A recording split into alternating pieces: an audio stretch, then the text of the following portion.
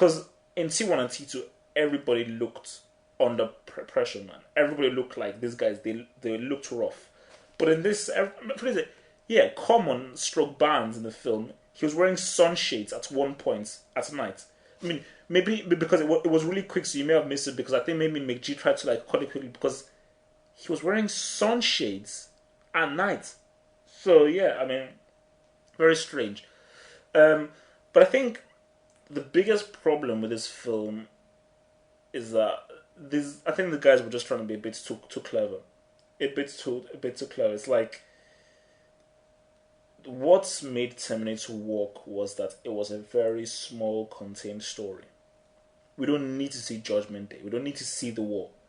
It's in the background. What was the core of the story was this Terminator trying to terminate, John Connor or Sarah Connor, and so it was really about the interactions between a small group of people, which is where the drama came out of, which is where the audience could really engage with the story. But for this, it just felt like it's the machines, humans, war thingy. You can't really connect with anyone because Bale is just like, I don't know where Bale is doing. The characters don't have a strong enough story arc.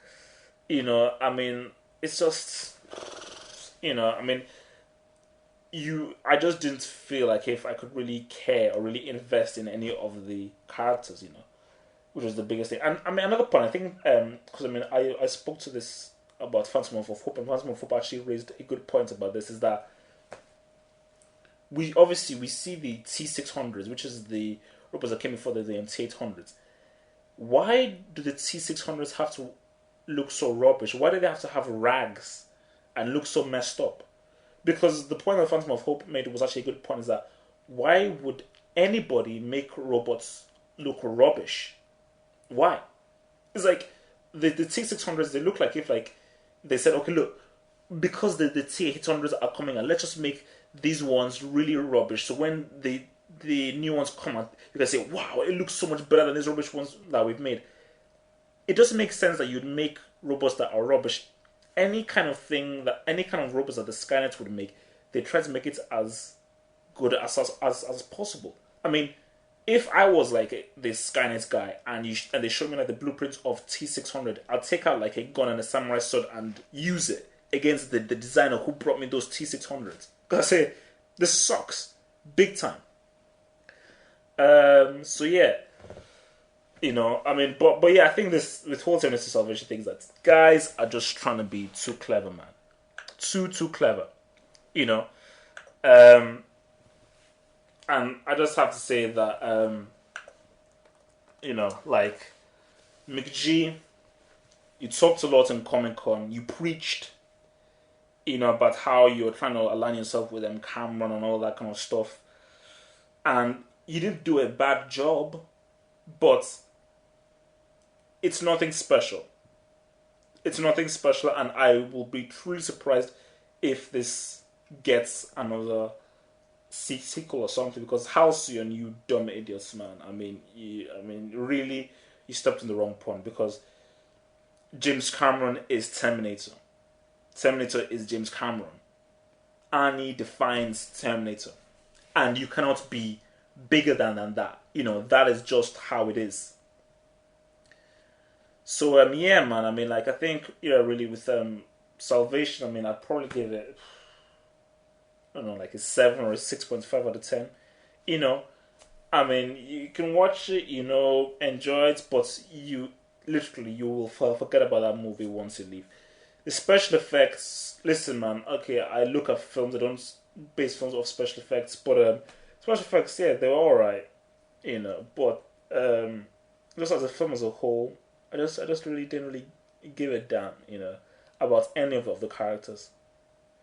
Because like it just seemed like if it was just rushing too much towards the end, there really wasn't a bit where you really could chill.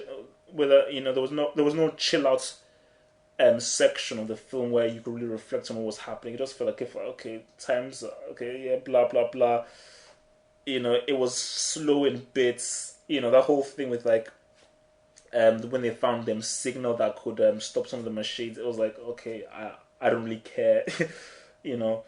But yeah, man. I mean, to be honest, I mean, I wouldn't really recommend it to anyone because I'd say it's a waste of money to go and watch this film because it doesn't give you anything.